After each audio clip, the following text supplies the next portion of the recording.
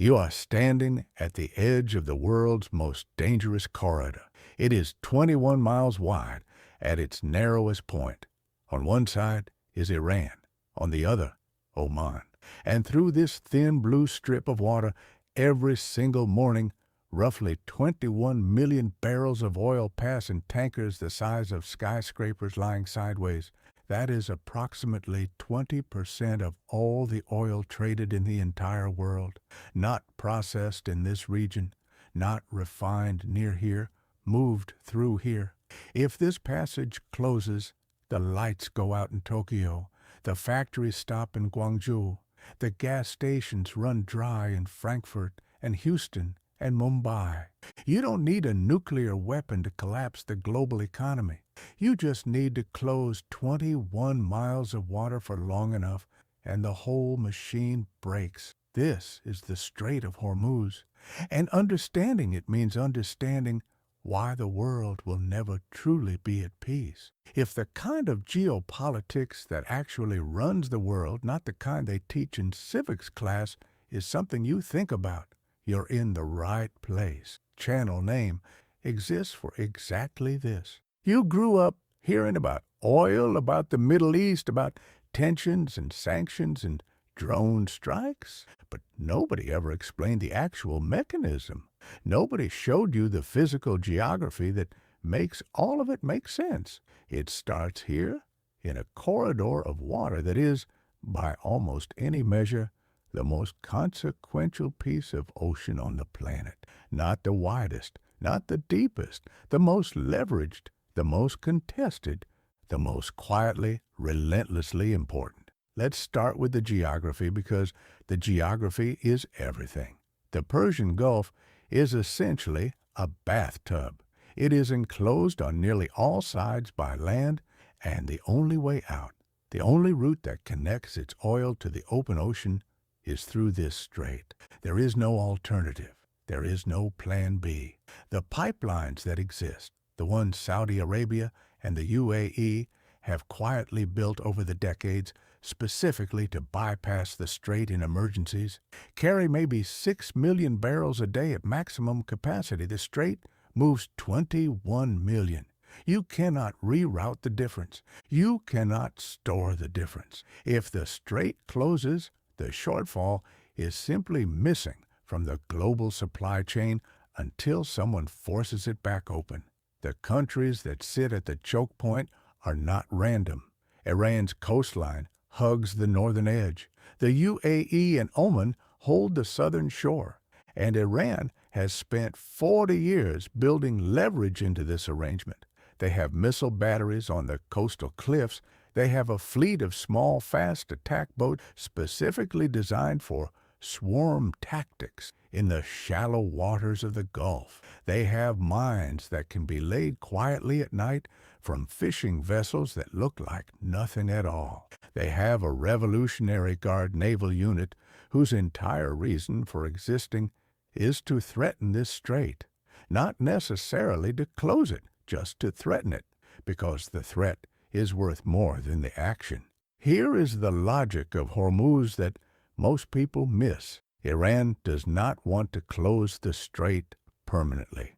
Closing it permanently would be an act of war so severe it would justify a coalition military response that Iran could not survive. What Iran wants is the credible possibility of closure, the threat, the uncertainty, the 30-second moment every time Tehran and Washington get into a standoff where oil traders look at the map and wonder if this is the time it actually happens. That uncertainty is priced into every barrel of oil on Earth. That uncertainty is Iran's leverage, and they understand it precisely. You are the Iranian general who was given this portfolio in 1983, when the first tanker war began, when Iraq and Iran were bleeding each other dry, and both sides started targeting oil tankers to strangle the other's economy. You watch the Americans intervene, watch them reflag Kuwaiti tankers under the American flag so they could legally escort them through. watched the entire geopolitical architecture of the Gulf shift because of what happened in this corridor of water. You took notes. You studied what happened when the strait gets contested. You realized that the choke point was not just a geographic feature. It was a weapon. And you spent the next 4 decades building a doctrine around it. The doctrine has a name. The Iranians call it the Mosaic Doctrine. The idea is asymmetric. You do not try to match the American ship for ship, plane for plane. You cannot. Your Navy is outgunned in every conventional category. Instead, you build 1,000 small threats. You deploy speedboats in swarms. You place shore-launched anti-ship missiles in positions that cover the entire width of the strait. You practice mine-laying until your crews can do it blindfolded. You build a force that cannot be defeated conventionally because it does not fight conventionally. You make the cost of entering the strait in potential losses, in political risk, in unpredictability so high that any adversary thinks twice. And in the thinking twice, you have already won something. This is not theoretical. In 1988, the USS Samuel B. Roberts struck an Iranian mine in the Gulf. The United States responded with Operation Praying Mantis, destroying 2 Iranian oil platforms and sinking several Iranian vessels in a single day. But Iran did not stop mining. It moderated. It recalibrated. It continued the pressure at a level just below the threshold that would trigger total war. That calibration and that precise application of enough pressure to matter without crossing the line into annihilation is the strategic genius of the Iranian position, and it has been maintained, with variations, for nearly 40 years through multiple governments, multiple supreme leaders, multiple American administrations. The tanker traffic through the strait runs in lanes. There's a 2-mile inbound lane and a 2-mile outbound lane separated by a buffer zone. The traffic is constant. On a typical day, between 15 and 20 fully loaded supertankers pass through. These are vessels carrying 2 million barrels each. They sit so low in the water when fully loaded that the crew on deck can nearly reach out and touch the surface. They cannot accelerate quickly. They cannot maneuver sharply. They are, for the duration of their transit through the strait, approximately as vulnerable as anything that moves on water. A single well-placed mine, a single swarm attack, a single missile strike does not just sink a ship. It shuts down the transit, because when one supertanker goes dark in a 21-mile corridor, every captain behind it stops. The insurance underwriters issue notices. The premiums spike. The risk assessments get filed. Some owners reroute entirely. And a choke point that was functioning becomes a question mark, which is almost as bad as a blockade. You are now the Saudi oil minister, and it is April of 2019, and you are reading the intelligence reports about Iranian-linked attacks on tankers in the Gulf of Oman. 4 ships hit with limpet mines. Nobody killed, the damage repairable, but the message absolute. You understand what just happened. Iran was not trying to start a war. Iran was demonstrating capability. Iran was saying, we can do this quietly, surgically, deniably, whenever we choose. Your kingdom pumps nearly 10 million barrels a day. The majority of it passes through or near this strait. You are one of the richest countries on earth, and you are structurally dependent on a corridor of water that your most committed regional enemy can threaten at will. That is the reality you go to sleep with every night.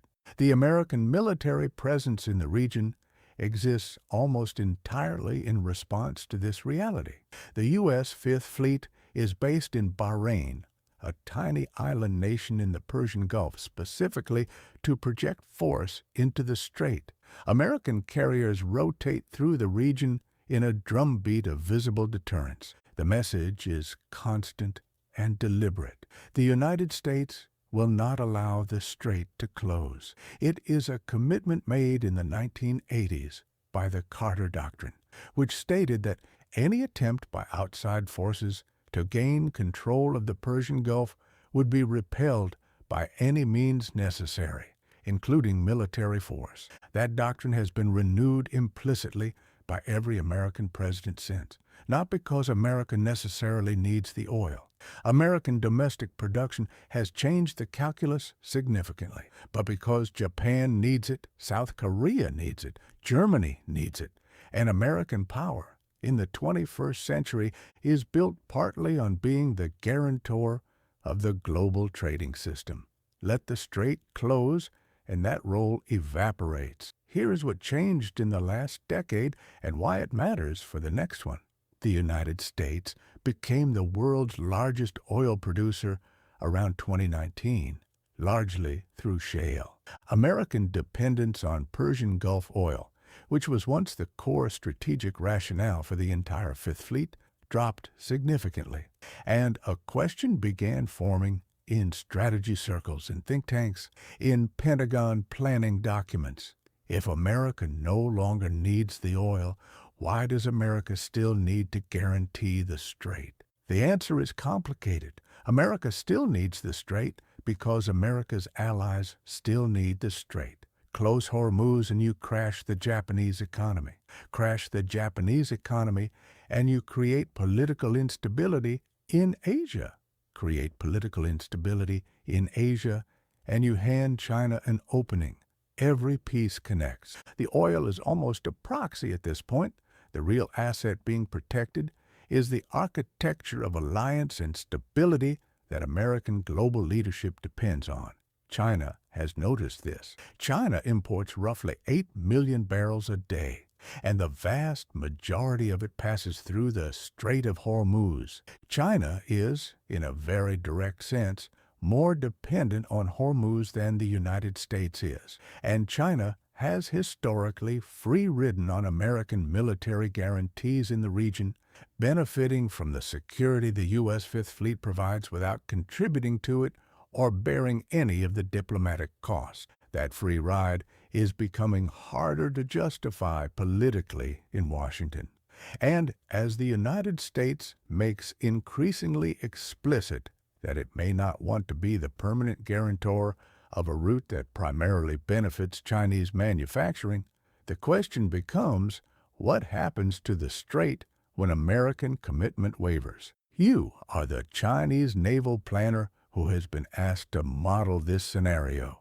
Your Navy has grown from a coastal defense force into a genuine blue water capability over the last 20 years. You have a carrier, you have nuclear submarines, you have the logistics chain to project force. But projecting force into the Persian Gulf means operating in a zone where the United States has 40 years of established presence, where every airfield, every port, every intelligence network is American-aligned. You could get there. The question is whether you could sustain a presence that actually deters Iran, and whether doing so would fracture the relationship with Tehran that Beijing has carefully cultivated. China has investments in Iranian oil. China signed a 25-year cooperation agreement with Iran in 2021. China cannot simultaneously be Iran's economic partner and the military force constraining Iran's ability to threaten the strait. The contradiction is structural, and Beijing has no clean answer for it.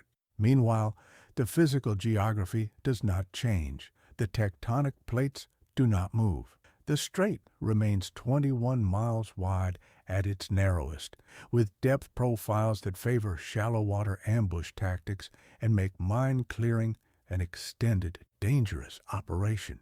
The technology changes, the geopolitics shift, the players rotate, but the choke point stays, and every actor in the region has built their strategic reality around it. What makes Hormuz different from other geopolitical flashpoints is that it is not primarily a conflict zone.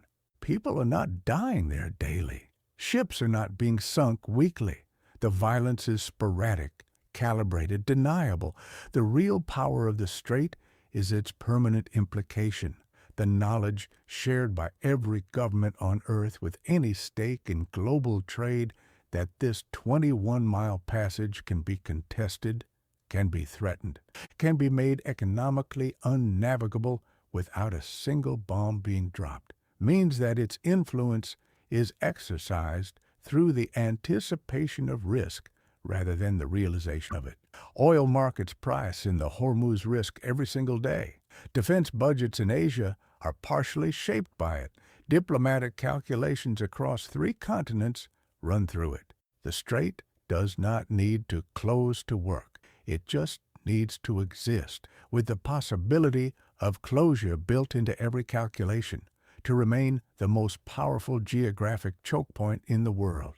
21 miles of water, maybe 40 ships a day, 20% of the world's oil, and enough accumulated leverage, enough layered threat, enough strategic uncertainty to hold the global economy quietly by the throat. That is how it works. It has worked this way for 40 years, and there is no version of the near future in which it stops working this way. The oil will keep moving until it doesn't. The threat will keep being priced in, and somewhere right now, in a room in Tehran, or in a briefing on a carrier in the Indian Ocean, or in a trading floor in Singapore, someone is recalculating the risk of the strait one more time. The same calculation that has been made every single day for 4 decades, because nobody can afford to get it wrong.